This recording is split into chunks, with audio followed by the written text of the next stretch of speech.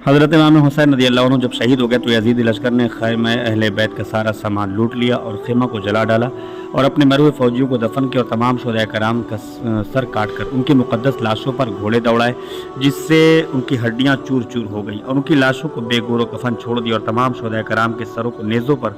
चढ़ाकर करबला से कूफा और दमिश्क तक गश्त कराया। फिर उबैदुल्लाह बिन ज़ियाद ने कूफा के दारुल हुकूमत को आरास्ता किया और दरबार आम मुनक़िद करके हज़रत इमाम पाक के सर अनवर को अपने तख्त के नीचे रखा और बेअदबी की। फिर शिम्र मरदूद के साथ उन मुक़द्दस सरों को यजीद नापाक के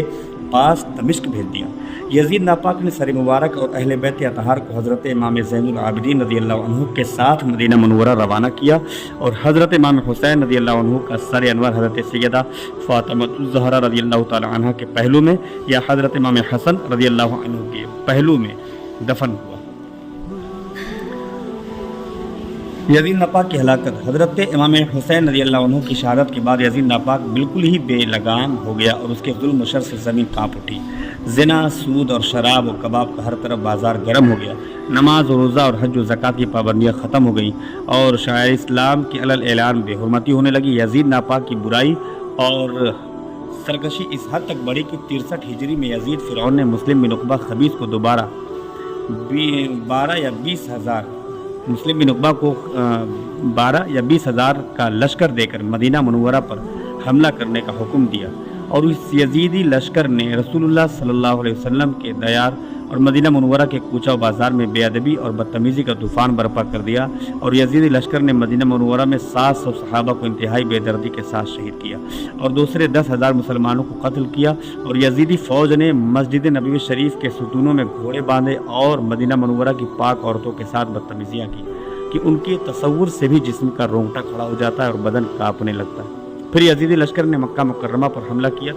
काबा मुअज़्ज़मा पर पत्थर बरसाए और हरम मोहतरम में नजासत फेंकी और फिर काबा मुअज़्ज़मा में आग लगा दी, जिससे गिलाफ़े काबा और काबा की छत जल गई और काबा के तमाम तबरुकात को जला डाला। उन्हीं तबरुकात में हज़रत इस्माईल अलैहिस्सलाम की फ़िदिया में ज़बह हुए दुम्बे का वो सींग था जो जल गया। काबा मुअज़्ज़मा कई दिनों तक बेगिलाफ रहा और हरम मोहतरम के रहने वाले तमाम मुसलमान सख्त मुसीबत में मुब्तला रहे। आखिरकार यजीद नापाक अल्लाह ताला के कहर व ग़ज़ब में गिरफ़्तार हुआ और 3 साल 7 महीने तक हुकूमत करने के बाद 15 रबीउल अव्वल 64 हिजरी को जिस दिन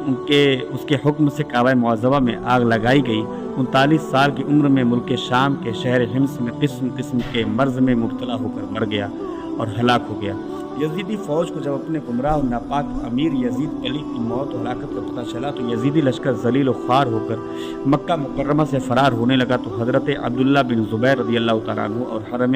मोहतरम के रहने वालों ने घेर लिया और उनको कत्ल किया। इस तरह यजीद नापाक और उसकी फ़ौज ज़िल्लत व रुसवाई के साथ हलाक हो गई। 1,24,000 का कत्ल। हाकिम मुहद्दिस की रिवायत है कि अल्लाह ताला ने अपने प्यारे रसूलुल्लाह सल्लल्लाहु अलैहि वसल्लम पर वही नाजिल की कि यहूदियों ने हज़रत ज़करिया अलैहिस्सलाम को कत्ल किया तो उनके एक खून के बदले 70,000 यहूदी कत्ल हुए और आपके नवासे हज़रत इमाम हुसैन रज़ियल्लाहु अन्हु के एक खून के बदले 70,000 और 70,000 यानी 1,40,000 शामी और कूफी कत्ल होंगे। चुनांचे अल्लाह ताला का वादा पूरा हुआ और मुख्तार सक़फ़ी ने 70,000 शामी और कूफी को कत्ल किया। फिर अब्दुल्ला बिन सफ़ाह ने 70,000 शामी और कूफी को कत्ल किया। आज तक इराक़ की सरज़मीन संभल न सकी, वो सरज़मीन जिस पर हज़रत इमाम हुसैन रज़ियल्लाहु अन्हु और आपके जानसार साथियों का खून बहाया गया, वो नाहक खून हमेशा अपना असर दिखाता रहेगा और क़यामत तक मुल्क इराक़ सुकून इत्मीनान की दौलत से महरूम ही रहेगा।